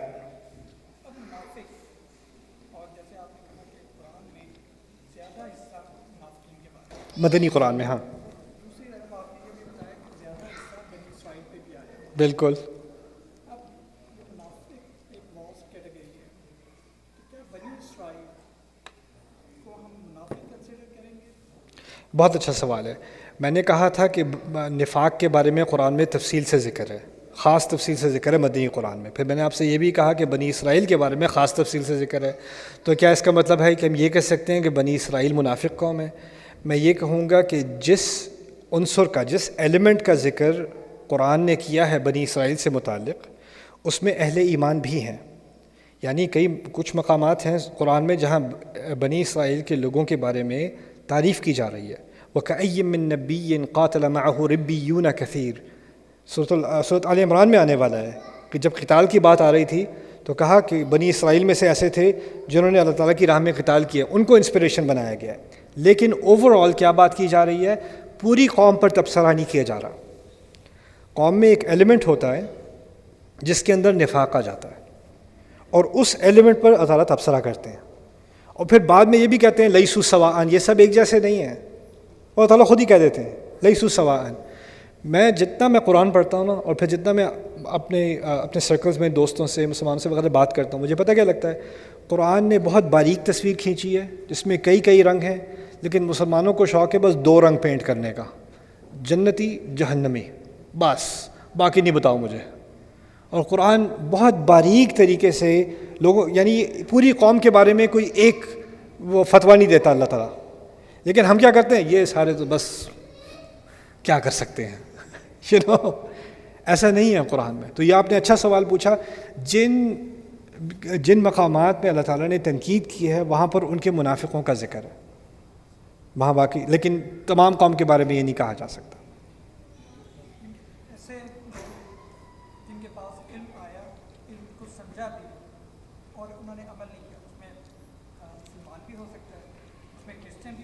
بالکل بالکل، اب آپ کو بات سمجھ میں آئی. جس کے پاس علم آیا اور علم آنے کے باوجود اس نے اس پر عمل نہ کیا اور مسلسل نہ کیا، غلطی تو ہر ایک سے ہوتی ہے، مسلسل نہ کیا، وہ یہودی بھی ہو سکتا ہے، عیسائی بھی ہو سکتا ہے، مسلمان بھی ہو سکتا ہے، بلکہ ایتھیسٹ بھی ہو سکتا ہے، کوئی بھی ہو سکتا ہے. جی جی، آپ کے 3 پوائنٹ تھے شاید نا. دوسرا پوائنٹ میرا تھا پارٹ نمبر 3 بنی اسرائیل. ہسٹری سے ریلیٹڈ. جی جی جی جب ہم قبلہ کی بات کرتے ہیں ہمیں پتہ ہے کہ حضور صلی اللہ علیہ وسلم کو مکہ سے محبت تھی اور جب قبلے کی ڈائریکشن چینج کی گئی تو اللہ تعالیٰ کی طرف سے اسی طرح سے کہا گیا کہ مجھے پتہ ہے کہ تم بار بار فلو گے. تو ہسٹوریکلی قبلہ کی ڈائریکشن بیت المقدس کیسے ہوئی؟ وہ تو حضرت داؤد کے زمانے میں بنا، اس سے پہلے قبلہ کون سا تھا؟ جبکہ ہمیں یہ بھی ملتا ہے ہسٹری سے کہ حضرت ابراہیم نے کعبہ کی تعمیر کی. تو اگر کعبہ کی تعمیر کی گئی اور نماز پڑھی گئی تو یہ ہوا کہ اس وقت سے وہ قبلہ اگر تھا کس وقت چینج ہوا؟ اگر چینج ہوا تھا جی. اگر نہیں ہوا قبلہ وہ نہیں تھا کہ حضرت ابراہیم نے کنسٹرکٹ. آپ کا سوال میں پہلے دہرا دوں. وہ سوال یہ ہے کہ بنی اسرائیل کیونکہ وہ بھی ابراہیم علیہ السلام کی اولاد میں سے ہیں، ابراہیم علیہ السلام نے کعبے کی تعمیر کی ہے، تو انہوں نے اپنی اولاد کو کعبے ہی کی طرف نماز پڑھنے کا حکم دیا ہے. تو یہ یروشلم کی طرف، بیت المقدس کی طرف نماز پڑھنے کا حکم کب سے جاری تھا؟ یعنی اس کا تو مطلب یہ ہے کہ پہلے کعبے کی طرف تھے، پھر اس کے بعد بیت المقدس کی طرف ہوئے، پھر واپس کعبے کی طرف آئے، رائٹ؟ تو بیت المقدس کی طرف یہ قبلے کی ڈائریکشن اور یہ تبدیلی کب آئی؟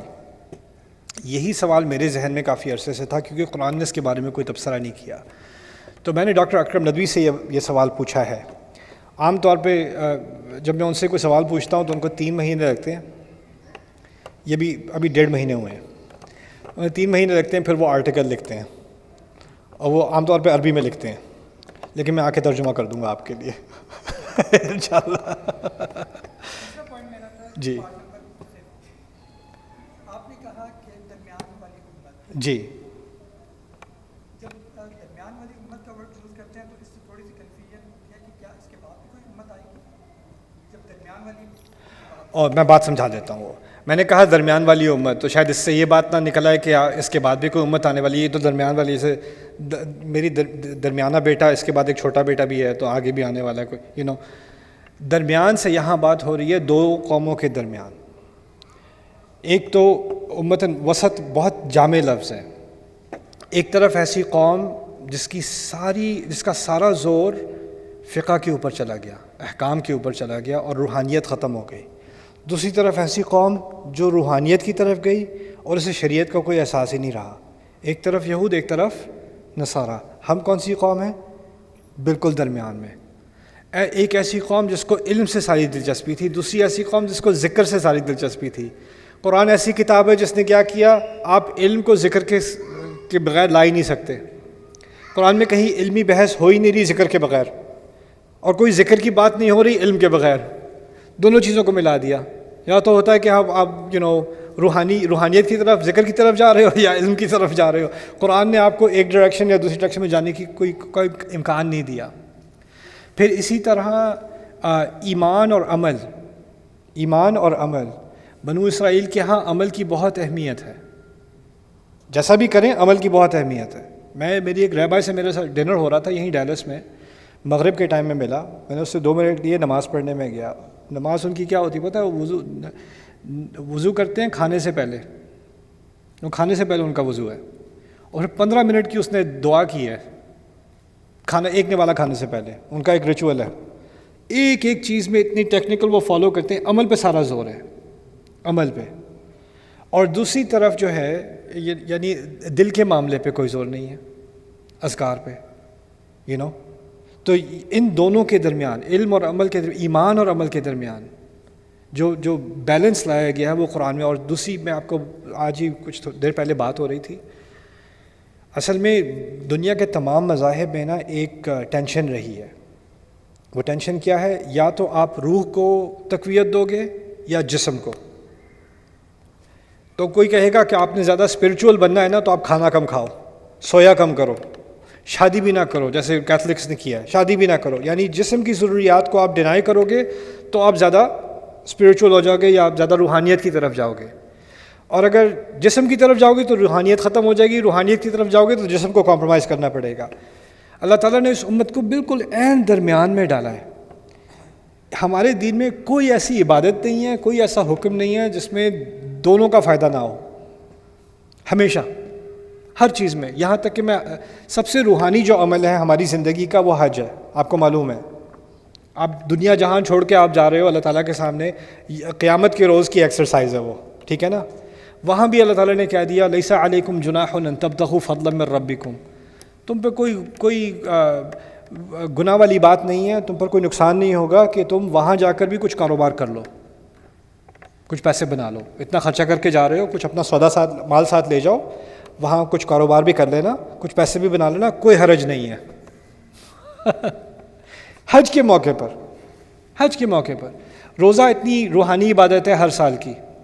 صرف اللہ تعالیٰ نے یہی نہیں کہا کہ روزہ توڑ لینا, انتہو من الصوم, روزہ ختم کر لینا مغرب کے ٹائم پر, یہ نہیں کہا. کلوا واشربوا حتی یتبین لکم الخیط الابیض من الخیط الاسود من الفجر, کھاؤ پیو. الفاظ کو اب فوکس کرو ذرا ایک سیکنڈ. یہ وقت ہے ہمارے ذکر کا, عبادت کا. اللہ تعالیٰ نے کیا الفاظ استعمال کیے ہیں؟ کھاؤ پیو. صبح تک کھاتے رہو پیتے رہو, کوئی بات نہیں. اتنی محبت سے بات کی ہے, وہ کس کے لیے؟ جسم کے لیے, ٹھیک ہے نا. تو یہ جو ایک بیلنس لایا گیا, میں بودھزم کی بات کر رہا تھا. بودھزم اور مذاہب میں جب آپ عبادت کرتے ہو تو آپ کو آنکھیں بند کرنی ہوتی ہیں تاکہ آپ کانسنٹریٹ کر سکو. ہم نماز میں آنکھیں بند کرتے ہیں, کھولتے ہیں؟ قرآن نے کبھی کہا ہے کسی کونے میں جا کے اکیلے ہو کے نماز پڑھا کرو؟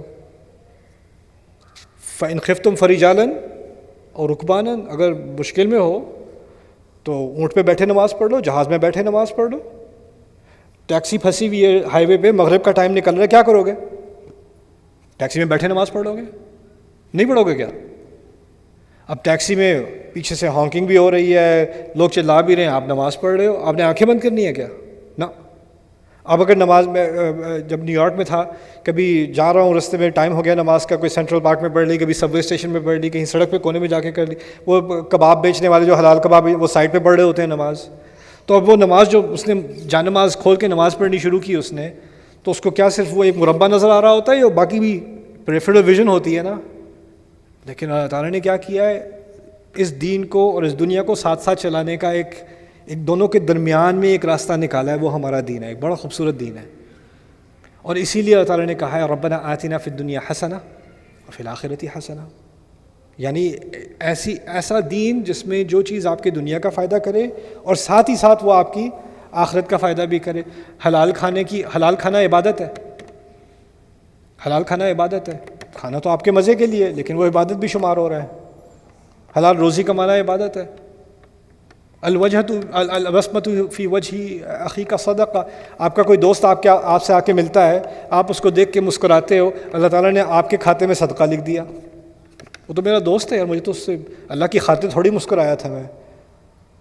وہ تو اب آیا ہے تو مجھے اس کے ساتھ تھوڑی مستی کرنی تھی, تو اس لیے میں مسکرا رہا ہوں. اس کے ساتھ مذاق کرنے تھے, بچپنا نکالنا تھا اپنا, لیکن وہ بھی اللہ تعالیٰ نے اس کو صدقہ لکھ دیا.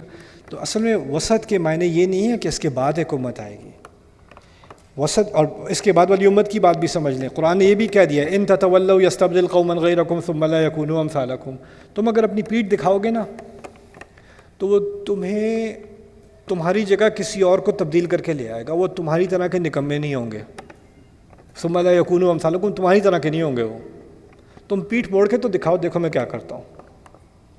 یہ بھی دھمکی اللہ نے دے دی. تو یہ مت سمجھے ہم کہ بھئی ہم مسلمان قوم ہیں تو ہمیں کیا ریپلیسمنٹ. نہیں, اللہ تعالیٰ بہت ریپلیس کرتا ہے.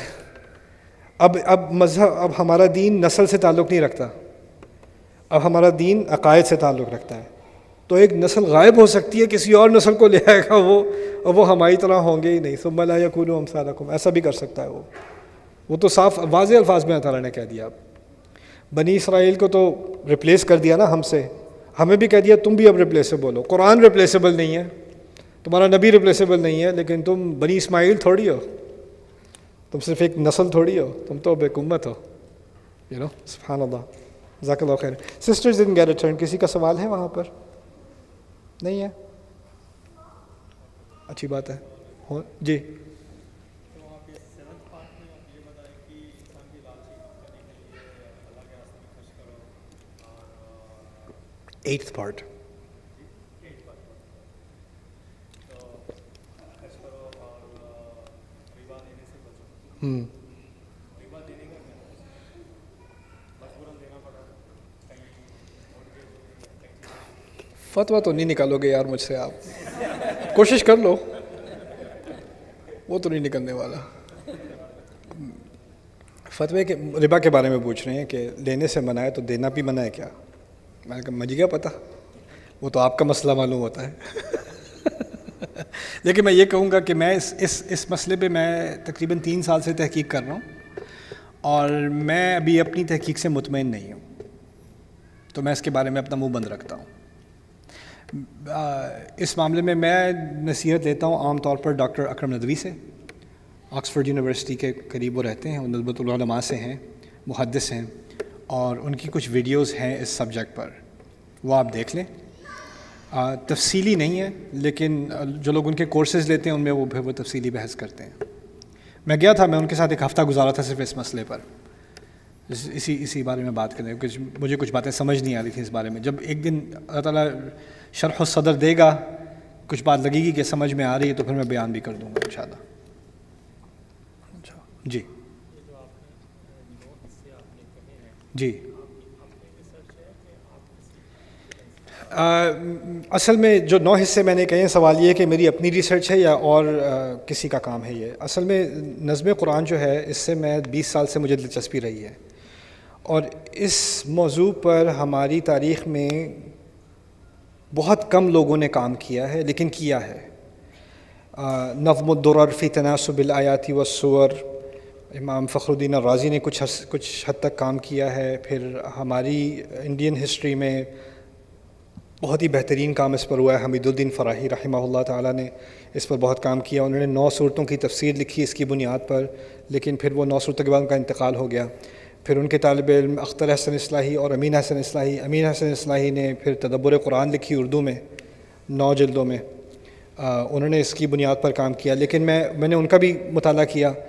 پھر عربی میں کچھ کام ہو چکا ہے اس پر, لیکن اتنی تفصیل سے نہیں ہوا.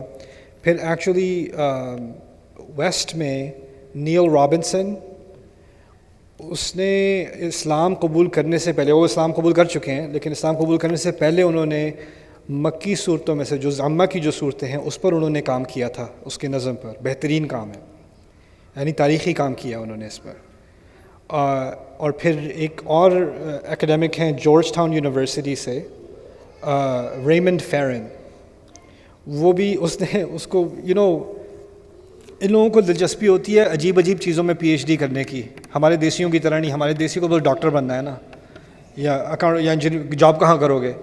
ان لوگوں کا اور حساب کتاب ہے. وہ اپنے کسی سے کہے گا کہ میں نے PhD کرنی ہے بھیڑ بکریوں پہ, کر لو بیٹا کر لو. اس کو پتہ نہیں کہاں سے اس کو کیڑا لگا کہ میں نے عربی پڑھنی ہے, عربی میں PhD کرنی ہے. میں نے جارج ٹاؤن میں کر دی اس نے PhD عربی میں. الشعر الجاہلی, یعنی جاہلی شعر پہ اس نے PhD کی, اور اس کی جو ترتیب ہے جو شعراء کی, ان کی ترتیب پہ اس نے PhD لکھی. تو اس نے کہا میں اتنا کام کر رہا ہوں تو مجھے قرآن کی ترتیب پر بھی کچھ لکھنا چاہیے. تو اس نے, غیر مسلم وائٹ کا ہے, اس نے قرآن کی کچھ صورتوں کا مطالعہ شروع کیا, اس کی ترتیب پر اس نے کچھ انالیسس کام کرنا شروع کیا, اور کرتے کرتے دوران مسلمان ہو گیا. یعنی کسی نے اس کو دعوت نہیں دی, کسی نے اس کو اسلام کے بارے میں بتایا. وہ قرآن پڑھ رہا ہے اپنی عربی کی تعلیم مکمل کرنے کے بعد, اور وہ صرف قرآن کی ترتیب پر کام کر رہا ہے, اور وہ کرتے کرتے کہتا ہے یہ تو انسان نہیں کر سکتا. مسلمان ہو گیا. اس نے کتاب لکھی ہے اسٹرکچر ان دا قرآن. اب پتہ ہے وہ کہاں پر ہے؟ وہ کویت میں ہے. وہ کویت میں عربی پڑھاتے ہیں, masters degree university of Kuwait, وہاں وہ کویتیوں کو عربی پڑھاتے ہیں. میں ان سے وہاں ملنے گیا تھا. ہاں, میں دوست ہے میرے, تو ملنے گیا تھا وہاں پر. تو بیٹھے ہم بات کر رہے تھے, سورۃ الرحمن پہ آرٹیکل لکھا تھا, مجھے بڑا اچھا لگا, تو ان سے میں بات کر رہا تھا. تو وہ کہتے ہیں کہ یہاں پر نا عجیب ہے, میرے اسٹوڈنٹس ماسٹرز پروگرام, بیچلرز بھی نہیں, masters program, all Kuwaitis learning Arabic from a white guy from New Jersey, right? So کہتے ہیں یہ لوگ مجھے آ کے کہتے ہیں ما لنا نتعلم العربیہ من امریکی، کیا مصیبت ہے ہم عربی امریکی سے سیکھ رہے ہیں. تو وہ کہتا ہے مجھے تو برا نہیں لگتا تتعلمون الانگلیزیہ من العرب، کہتے مجھے تو برا نہیں لگتا تم الٹی ٹوٹی پھجی انگلش سیکھتے ہو اپنے عربی پروفیسر سے. تو میں تو شکایت نہیں کرتا، تم بھی شکایت نہ کرو.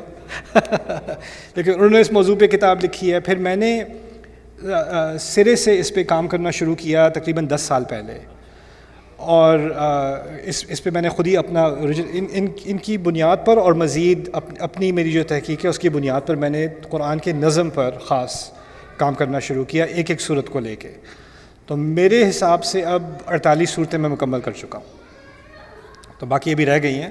اور میرے کچھ اسٹوڈنٹس ہیں، انہوں نے اس کام کو مزید آگے بھی کیا ہے نظم کے سلسلے میں، تو وہ اس کو پھر ہم آہستہ آہستہ پبلش کریں. اس کے بارے میں نے ایک کورس بھی پڑھایا تھا کہ اس کی اصل کیا ہے، اس کی تاریخ کیا ہے، اس کو سمجھا کیسے جائے، اور اس سے قرآن کے مطالعے پر فرق کیسے پڑتا ہے. اس کے یعنی صورت کی جو اصل تاثیر ہے، اس کا جو اعجاز ہے وہ کیسے سامنے آتا ہے اس میں. تو اس کا ایک کورس میں نے پڑھایا تھا ہیونلی آرڈر، تو میں نے ریکارڈ کیا، وہ میں نے کوئی 5-6 سال ہو گئے اس کورس کو پڑھائے ہوئے. لیکن جب بھی میں کسی نئی صورت کا مطالعہ کرتا ہوں، یہ تو میں نے بقرہ تو میری تقریباً 8 سال ہو گئے ہیں اس کو آرگنائز کیے ہوئے، لیکن میں کسی بھی نئی صورت کا مطالعہ کرتا ہوں پہلے میں نظم کا مطالعہ کرتا ہوں، پھر اس کے بعد آیت کا مطالعہ ہوتا ہے. ٹیکسٹ بک وہی جو اوروں نے لکھی ہے وہ ہے، جو میں ابھی لکھوں گا انشاءاللہ بھی وہ انڈر کنسٹرکشن ہے، تو وہ انشاءاللہ میں عربی میں، اردو میں اور انگلش میں تینوں میں پبلش کروں گا انشاءاللہ تعالی. یا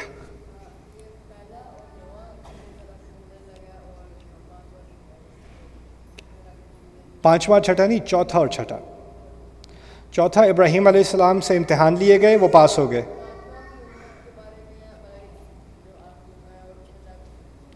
ہاں دونوں امت کے، اصل میں 5واں 6واں اور 7واں تینوں امت کے بارے میں ہے.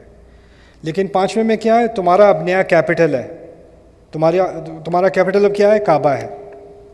6 کیا ہے، تمہارے بڑے بڑے امتحان لیے جائیں گے. اور پھر 7واں کیا ہے، یہ ہے تمہارے حکام. تو تینوں ہمارے بارے میں ہیں، لیکن تینوں میں الگ الگ بات ہو رہی ہے. پہلا ہے کون ایمان والے ہیں، کون کفر والے ہیں، کون نفاق والے ہیں. دعا ہم سے جو دعا نکلتی ہے کہ ہم ایمان پر رہیں اور ہم کافروں کا سامنا کر سکیں اور ہم نفاق میں نہ پڑیں. آگے سمجھ، اچھی بات ہے. جی پاکستان اسٹوری نائٹ یہاں پہ باقی اچھا سوچتا ہوں، اوکے سوچتا ہوں انشاءاللہ. اوکے ہے تو مزے کی چیز، لیکن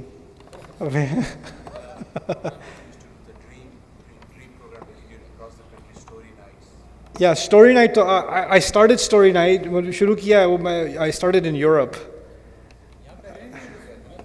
نہیں وہ تو پہلے والے ہو گئے نا. I make a new story night every year, so I made a new one and I started it in Europe and then I am gonna go to Malaysia and Indonesia. I'm going to go everywhere on the planet except here.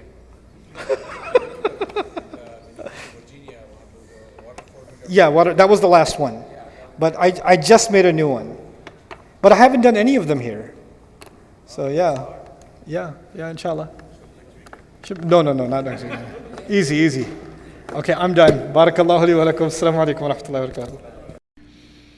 إن المسلمين والمسلمات والمؤمنين والمؤمنات والقانتين والقانتات والصادقين والصادقات والصابرين والصابرات والخاشعين والخاشعات والمتصدقين والمتصدقات والصائمين